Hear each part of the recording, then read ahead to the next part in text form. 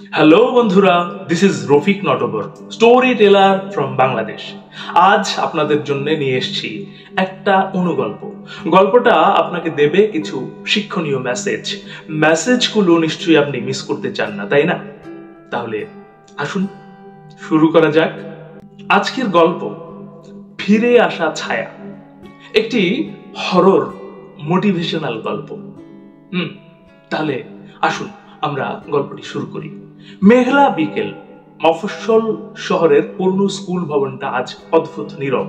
দশম শ্রেণীর ছাত্র অরণ তার প্রজেক্ট জমা দিতে স্কুলে এসেছে। পরীক্ষার সময় এগিয়ে, আর সে সবসময় সব কাজ করে লাস্ট মিনিটে। স্কুলের পেছনের যেই ভবনটা সবাই পুরনো ব্লক বলে ডাকে, সেখানে একটা মাত্র ক্লাসরুম খোলা রাখা হয়েছে ফাইল জমা দেওয়ার জন্য। পুরো ভবনটায় স্যাঁতস্যাঁতে গন্ধ, ভাঙা জানালা, আর আলো আসে মাত্র একটা দুটা বাল্ব থেকে। অরণ ভেতরে ঢুকতেই অনুভব করলো চারপাশটা যেন খুব বেশি নীরব, চুপচাপ। হাওয়ার শব্দটাও নেই, কেউ নেই, শুধু দূরে কোথাও খসে পড়া প্লাস্টারের টুপ টুপ টুপ টাপ শব্দ। প্রজেক্ট জমা দিয়ে বের হওয়ার সময় তার কানে ফিস ফিস করে একটা শব্দ আসলো, থামিস না, ব্যর্থ হবি। অরণ হঠাৎ থমকে গেল, ফিরে তাকালো, কেউ নেই। রুমের কোণার ভাঙা দরজাটা দুলছে, বাতাস নেই, তবুও দরজা দুলছে। অরণ হাঁটতে শুরু করলো করিডোর দিয়ে। হঠাৎ পায়ের শব্দ, ধীরে, ঠক ঠক ঠক। কেউ যেন পেছন থেকে তার পিছু নিয়েছে। অরণ গতি বাড়িয়ে দৌড়াতে চাইলো, কিন্তু পায়ের নিচে কিসের যেন টান।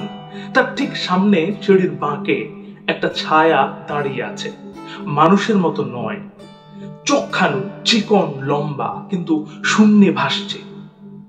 ছায়াটা বলল, তুইও থেমে যাবি, হাল ছাড়বি, যেমন তোর আগের সবাই যেমন করেছে।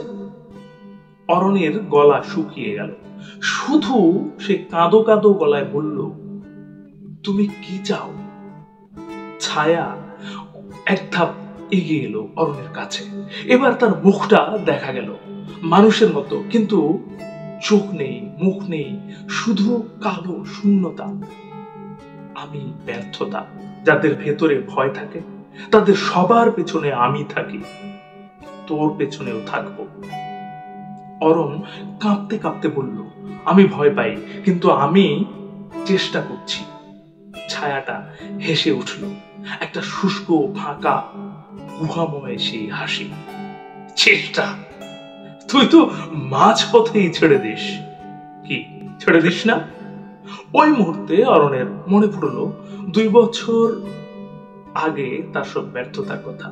অর্ধেক কাজ করা, অসম্পূর্ণ প্রজেক্ট, মাঝপথে ছেড়ে দেওয়া, স্বপ্নভঙ্গ, এমনকি এই প্রজেক্টটাও সে প্রায় ছেড়ে দিয়েছিল।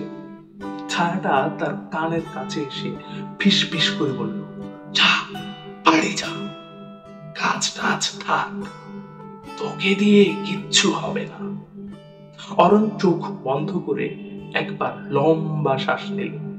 তারপর স্কুলের স্যার, তার মা, সবাই যে কথাটা তাকে বলে সেটা মনে পড়ল, হাল ছেড়ো না অরণ। সে চোখ খুলল, এবার তার ভয় কম, রাগ বেশি। না, আমি আর থামবো না, অরণ গর্জে উঠল। হঠাৎ করেই চারপাশের দেয়াল কেঁপে উঠল। ছায়াটা চিৎকার করল, না, তুই যদি দাঁড়াস তাহলে আমি থাকতে পারবো, আর যদি থাকতে পারবো না। ছায়াটা ধীরে ধীরে ফাটল ধরল, মোমের মতো গলে যেতে লাগলো।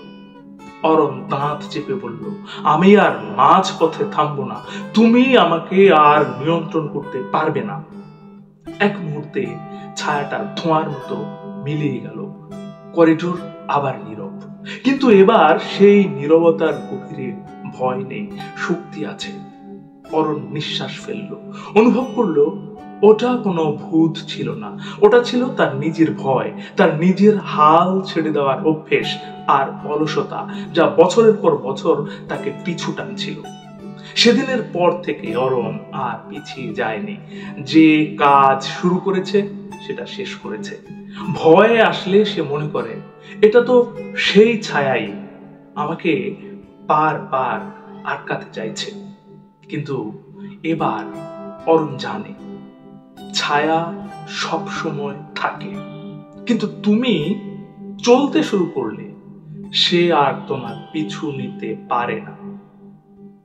রফিক নটবরের গল্প শেষ, কিন্তু একটা কথা রয়ে গেল, চলতে থাকো, ভয় পেও না।